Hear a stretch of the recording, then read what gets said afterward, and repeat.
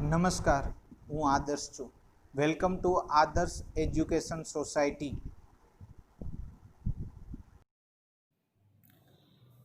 Now, dear children, continuous of chapter number 16, standard 10 in social science. Our next topic is privatization. Privatization means the process in which ownership and management of industrial unit under the state control is handed over or transferred to the private sector. It is called as a privatization. What was the meaning of privatization, dear children? Your privatization, it means the ownership and the management of the industrial unit under the state control is handed over as well as the transfer to the private sector. It is known as a privatization. What happened there? The previous time, all these things under the control of the state, it means all things of control under the government. Now, due to the 1991 policy, now this all the kinds of the control now handed and transferred to the private sector. Now, first they have to given about the method. Firstly, those areas which are reserved for the public sector are open for the private sector. In the previous time, what happened that government reserved some area for the public sector, but now this area are open for the private sector.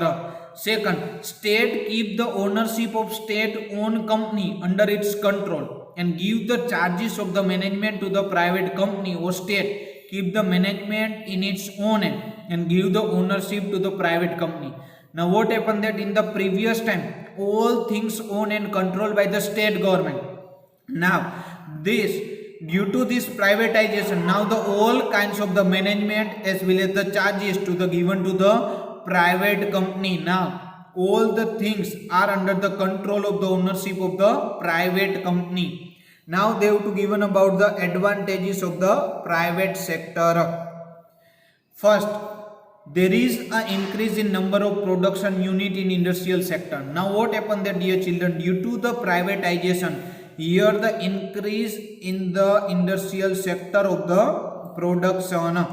Second, production has been increased in capital intensive and consumable commodity due to the privatization. Now what happened then? Here the more production was done by the industrial sector and more commodities are produced. And which kind of the commodities are more produced?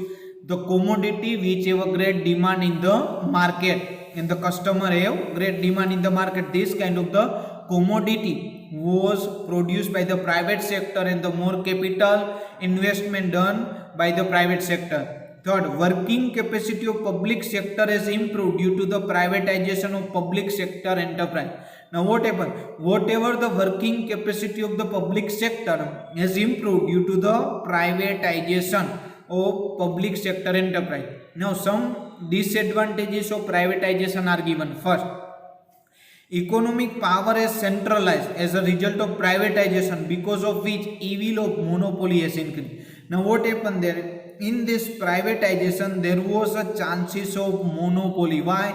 Because here state or government has no more authority to control the private sector. Second, cottage industry have not developed properly due to privatization. Only large industry have been benefited. Now what happened there? Due to privatization only large industry have benefited and some kind of the more problem faced by the small scale industry. It means cottage industry, and cottage industry not properly developed. Third one, price have not remain under the control due to the privatization. This hence lead to the problem of price rise. Now what happened there? In privatization, government has no control for increasing in the price rise, and now all the control in the hands of the privatization. That's why the problem of price rise was increasing. Now next one, given about the globalization, and this is the most important question for the board examination, dear children. I'm repeat the same thing. Globalization is most important question for the board examination. Third one is a globalization, and you know very well globalization, it means वैश्वीकरण. Globalization is the process of connecting one country economy with the world of economy. What was the meaning of globalization? Globalization, it means one kind of the process to connecting one country economy of the world economy, as a result of which flow of goods, services, technology and labor is easily available in the world. Due to globalization, the flow of goods, service, technology and labor is easily available in the world.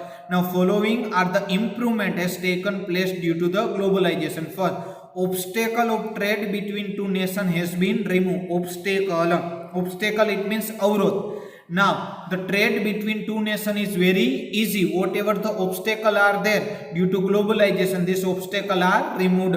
Second, such a condition has been created so that capital exchange can easily take place between two nations. Here the such kind of condition has been created in the World Trade Organization due to WTO. That's why you can easily exchange your capital between any two nations. Third one, obstacle in the way of exchange of technology has been removed. Now what happened there? Now it is very easily that you can exchange your technology, and that's why here this is the easy for each and every industry. Fourth, free exchange of labor may be there among the different nations of the world. Here the free exchange of the labor, it means you can send your labor for training and development into the another nation also. That's why here the free exchange of labor may be among the different nations of the world. Now which are the effect? It means which are the advantages of due to the globalization. First, foreign direct investment is encouraged due to the globalization. What happened then? Your FDI, it means from the outside of the nation. Here the FDI, foreign direct investment, is encouraged due to the globalization. It means the people are investing their money into the our nation. Second, goods produced in the developed country can easily be obtained due to the globalization. Now due to globalization, what happened then?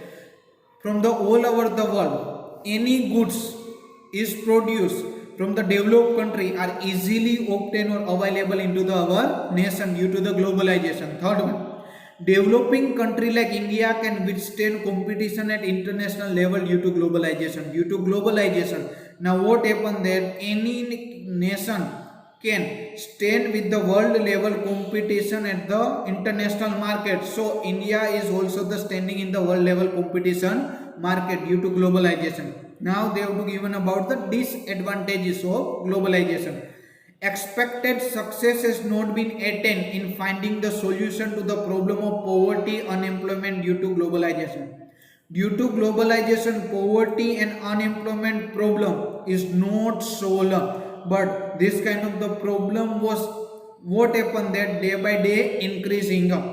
Second, development country has not acquired the proper benefit of increase in export which they should have acquired. Here, only developed nation get the more benefit of international market.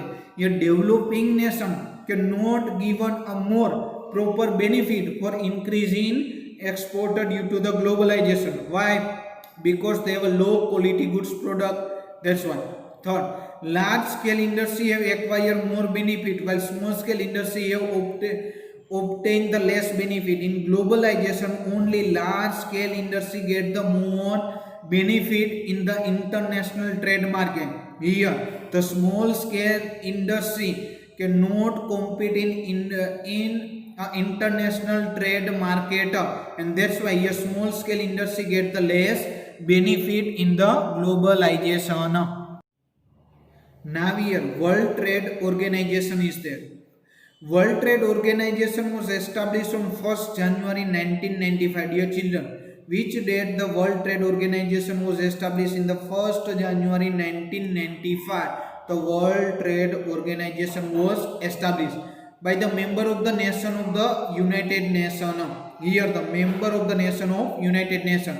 The headquarter of located in Geneva in Switzerland. Where is the headquarter of WTO? The WTO headquarter is located in Switzerland, Geneva, and its main objective are as follow.